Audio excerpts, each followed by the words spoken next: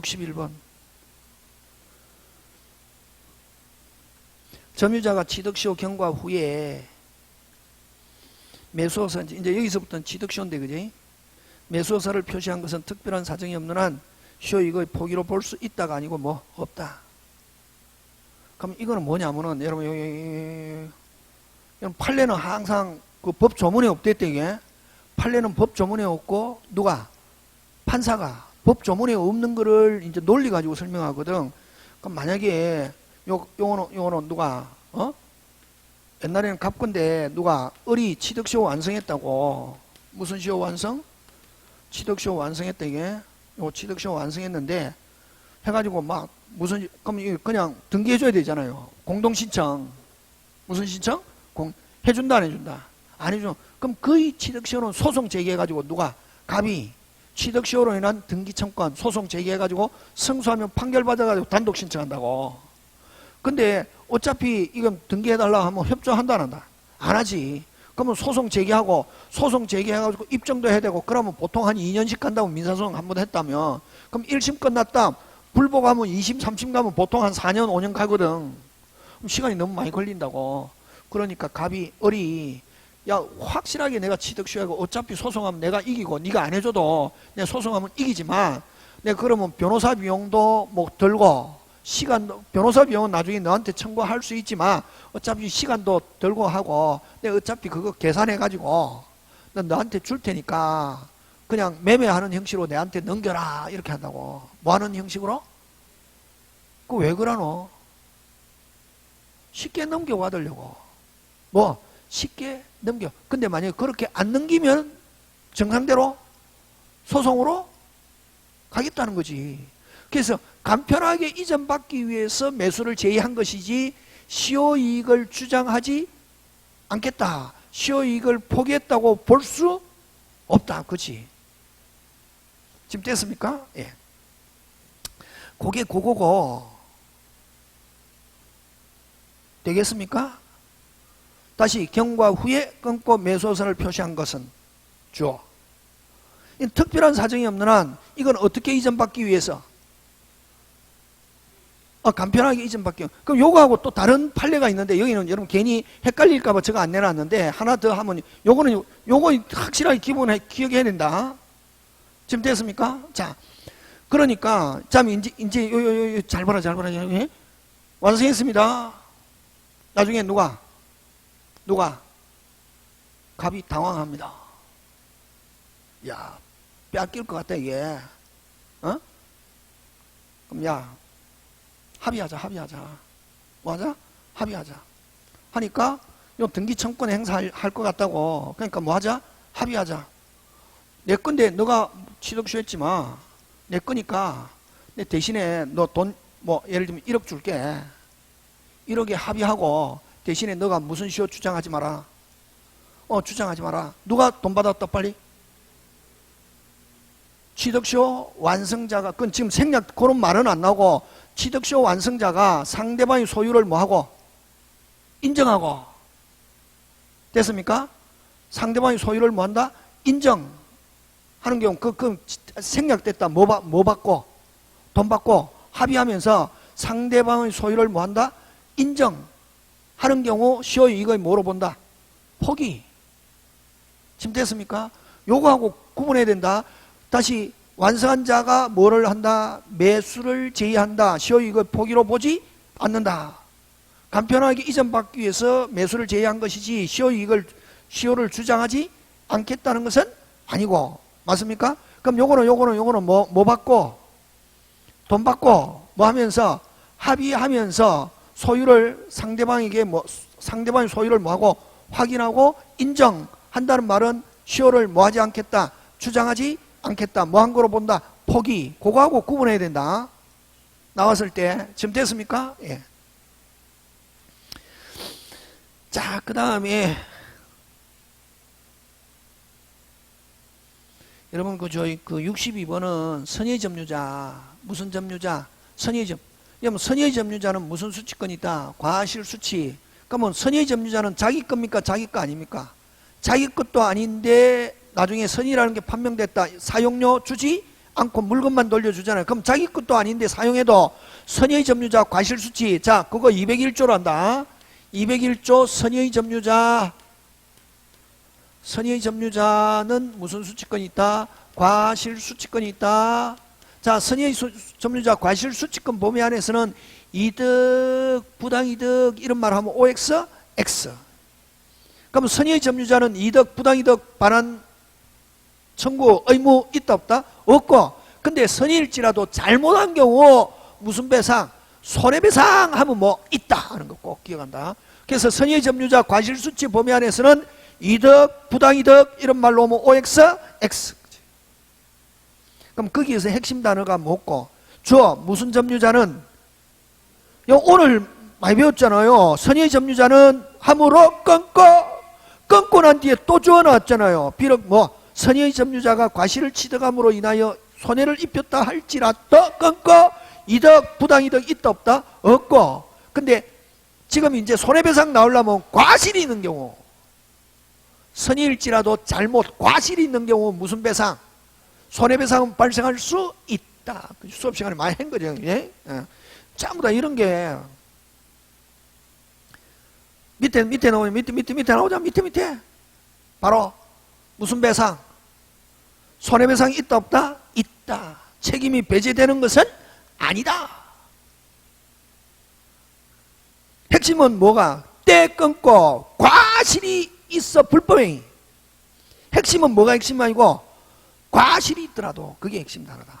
뭐가 있더라도 자, 아까 했잖아. 여러분 그 시험에 나오면은 판례가 훨씬 쉽다. 와, 핵심적인 단어를 준다. 무슨 단어를 준다?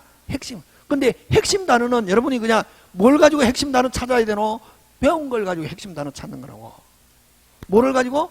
배운 걸 가지고. 지금 됐습니까? 예. 기억. 한 개만 하고 마칩시다. 원래는 그죠? 저는 몇 번까지 하면 100번까지 해야 되거든. 내일 조금 빨리 하겠지, 그죠? 내일도 뭐. 자, 그 다음 63호 갑니다. 직접 점유자가 임의로 점유를 타인에게 양도한 경우. 되겠습니까? 자, 직접 점유. 자, 64번도 잘 나오는데. 빨리. 직접 점유자가 경우 끊고. 자, 직접 점유자가 양도했습니다. 빼앗겼습니까? 줬습니까? 그렇지. 근데 그 점유 이전이 간접어수에 반한다 하더라도 뭐 한다 하더라도 간접어수에 반한다. 그럼 예를 들면 여러분 임차인입니다. 그럼 임대인은 간접이잖아요. 그럼 임차인이 자기 마음대로 임대인 동의 없이 다른 사람에게 팔아먹었다 하더라도 일단은 점유권을 가지고 돌려달라는 못한다고. 간접이든 직접이든 무슨 권을 가지고는 점유권하고 본권하고 별도다. 됐습니까? 그럼 만약에 임차인이 임대인 의사에 반하여 다른 사람에게 점유를 이전해도, 허락 없이 점유를 이전해도 임대인이든 임차인이든 점유권을 가지고는 돌려달라 할 수 없다. 무슨 탈이 아니기 때문에.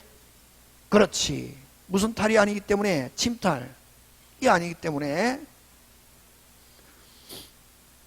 반한다 하더라도 침탈 경우에 해당하지 않는다 하고, 침탈을 하지 않기 때문에 자, 거기다 하나 해가지고 무슨 걸 가지고 직접이든 간접이든 누구한테 이전받은 점유자에 대하여 점유권을 가지고 반환 청구하지 못한다 하는 거. 무슨 탈이 아니기 때문에 침탈. 요거하고 같이 나오는 게 뭐냐면은, 요거하고 같이 나온 게 사기당한 경우. 됐습니까? 속아서 이전한 경우. 사기당한 경우, 속아서 이전한 경우. 요것도 무슨 탈이 아니다? 침탈이 아니다. 그래서 점유권을 가지고 반환 청구할 수 없다. 점유권에 기한 반환 청구 할 수 있다 없다? 없다. 꼭 기억한다. 뭐 당한 경우? 사기당한 경우, 속아서 이전한 경우, 그 다음 요거 직접이 간접의사에 반하여 이전한 경우. 3개. 무슨 탈이 아니다? 오케이. 오늘 물건 파트 65번 그죠? 몇 번? 65번. 그지? 65번에 주의 토지 통행권. 그지? 무슨 건? 주의 토지 통행권. 그지? 거기 근데 여러분 그저 일단은 딱 문제를 봤을 때 이게 지금 제목은 안 적혀 있잖아. 책하고 다르니까 만약에 시험에서 문제가 나왔을 때 이게 어디서 나왔는지 이게 빨리 딱 보고 알아야 된다고. 예를 들면 여러분 소유권 파트는 크게 몇 개로 나오냐면은 제일 앞에 무슨 관계? 상린관계. 그 다음에 무슨 시효? 취득시효. 그 다음에 무슨 소유? 공동소유. 이렇게 순서별로 주로 문제를 출제하거든. 그러면 이제 상린관계에서는 어떤 게 있냐면은 주로 잘 되는 게 옆토지, 옆부동산과의 관계인데 상린관계는 주로 어떤 게 나오냐면은 지금 인지사용청구권, 옆토지나 건물에 좀 들어갑시다 하는 거죠. 인지사용청구권하고 그 다음에 그죠. 10월 달에 되면 제목 쭉 적어갖고 또 연습 여러분들에게 아마 시킬 텐데 옆토지나 건물에 들어갑시다 하는 거 인지사용청구권이고 그 다음에 또 길이 없을 때 옆토지를 밟고 지나가는 거 이걸 뭐 주의 토지 통행권 그지 통행권 뭐 이런 게 있고 그죠. 그 다음에 이제 뭐 생활방해 무슨 방해 생활방해 이런 것들이 쭉 있잖아요. 있고 그 다음에 주로 잘 내는 게 시험에서는 무슨 자 숫자. 이 숫자는 어디에 규정이 있냐 하면은 민법에 규정이 있는 거라고.